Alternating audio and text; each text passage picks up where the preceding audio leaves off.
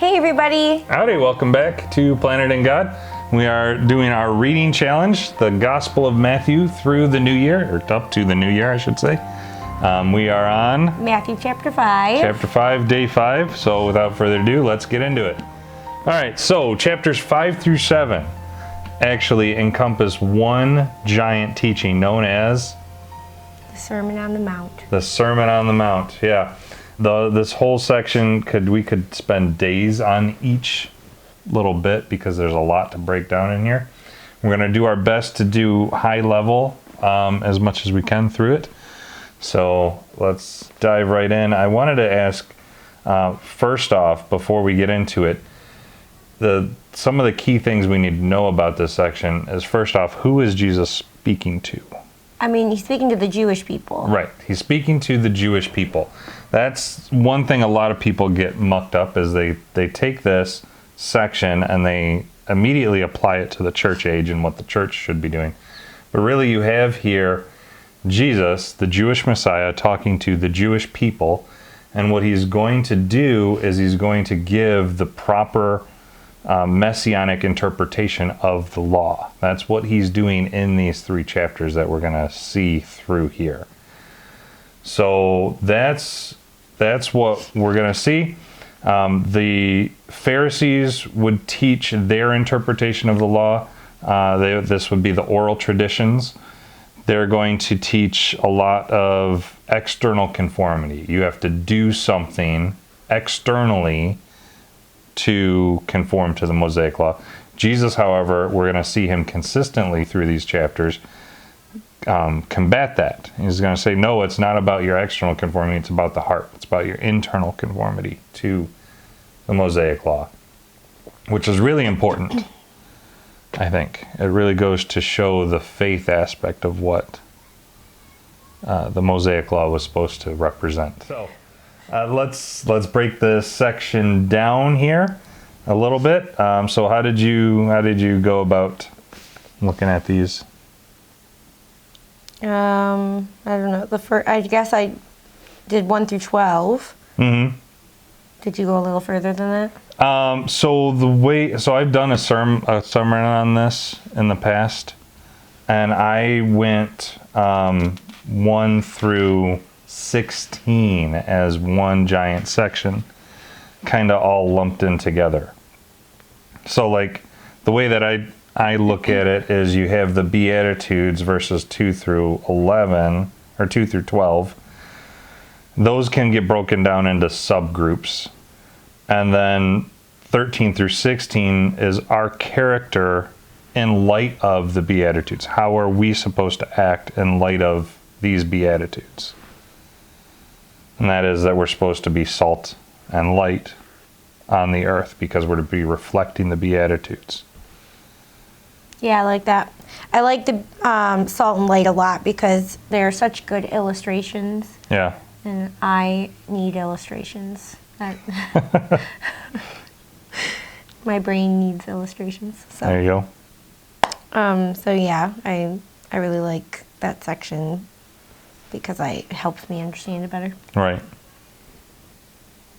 Any other tidbits? I highlighted in my notes in my Bible here the fact that every verse starts with blessed are.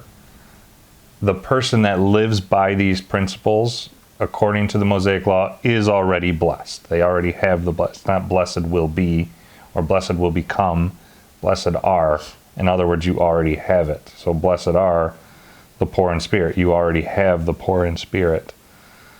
Right? Because of that, you have the kingdom of heaven. And then the topical breakdown, these Beatitudes really go towards how we relate to God and then how we relate to other man. So like verses 3 through 6 is how do we relate to God. Verses 7 through 12 is how do we relate to man. Yeah, specifically verse 12 says, "Rejoice and be exceedingly glad, for great is your reward in heaven, for so they persecuted the prophets who were before you." And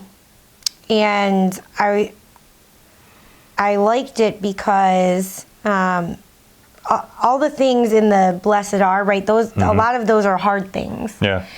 And so rejoice and be exceedingly glad even through those hard things, but also there's a reward in heaven. And I don't always think about those rewards, but we're reminded in Scripture that there are rewards in heaven.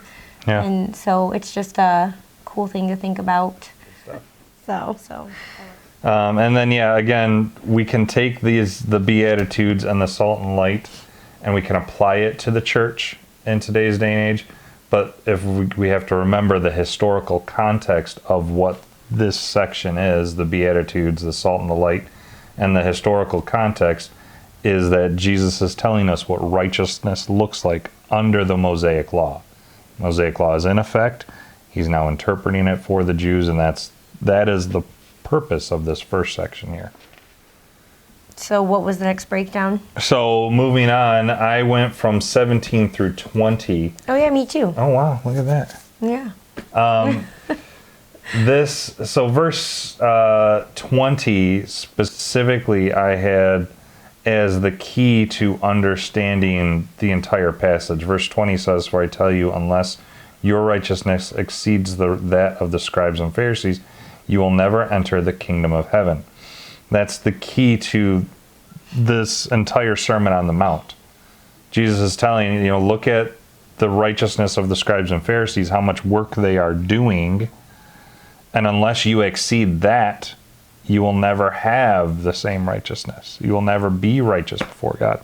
So he's like, that's the key to all of this, is it's not about your external works. Right, it's not about your righteousness, because our righteousness comes from Christ. Yep. I really enjoy how Jesus points out, going back, I'm bouncing all over the place, verse 17, how he came to fulfill the law. That was what I pulled out, was that you see that Christ fulfills the law. Yep, it's not passing away, it's not changing, but it's being fulfilled with him. So the next section that we're going to go through is verses 21 through 48, essentially the end of the chapter. We'll break down little bits as we go through. But what's important to note about this section is every time Jesus says, "You have heard that it was said," right? He says this, verse 21, 27, 31, 33, 38, 43. Every time he says that, he's calling out the oral laws, the oral traditions, right? You have heard that it was said of old. You have heard it was said. It was also said. So he's going to say what the oral law says, and then he's going to give the correct interpretation of it. So really, you have Jesus going toe-to-toe with the Sadducees, the Pharisees, and the scribes right now, which I think is really fascinating to see. What he does, and he deals with a number of topics as he does this. What are your thoughts on them, though? I have nothing in particular. Really? Yeah. Wow. But did you have something in particular? Well, I did for each one, right? Jesus deals with anger, and if you notice, every time he deals with one of these, he pulls out the Pharisaic interpretation, right? So anger, you shall not murder, like physically kill someone. The lust, you shall not physically commit adultery. Divorce, you shall not physically divorce your wife. Every time he does it, he deals with the physical, right? That's what the Pharisees would teach, is the physical. But then he'll go in and he'll do the heart of the matter. But if you have anger in your brother, if you lust after another, right? It's showing it's inward. It's inward. It's about the heart. It's not about the external conformity to the law, but the internal conformity. Yeah. What is your heart doing versus what are you physically doing? I mean, that's really the crux of this section. When you go through it, in each one of these, it is more about the internal conformity and less about the external conformity, which the Pharisees would teach. Yeah. Well, and I think that that's the point of Christ too, is that coming to Christ is an inward, right, and not outward. Right. You cannot gain Christ by doing outward things. It's all inward. It has to come from the heart. Right. So, faith comes from the heart. Mm-hmm. Yep. All right. So that means we finished 5? we finished chapter 5. Yeah, like I said, I would really encourage, if you're a Bible writer, write, highlight, mark every time Jesus says you have heard that it was said, so you know, oh, this was a Pharisaic teaching, and then Jesus deals with it being the heart of the matter, the inward person. And then we'll pick it up tomorrow with chapter 6, continuing through the Sermon on the Mount, and we'll wrap it up in a couple of days. Sounds good. See you guys tomorrow. Bye. Bye.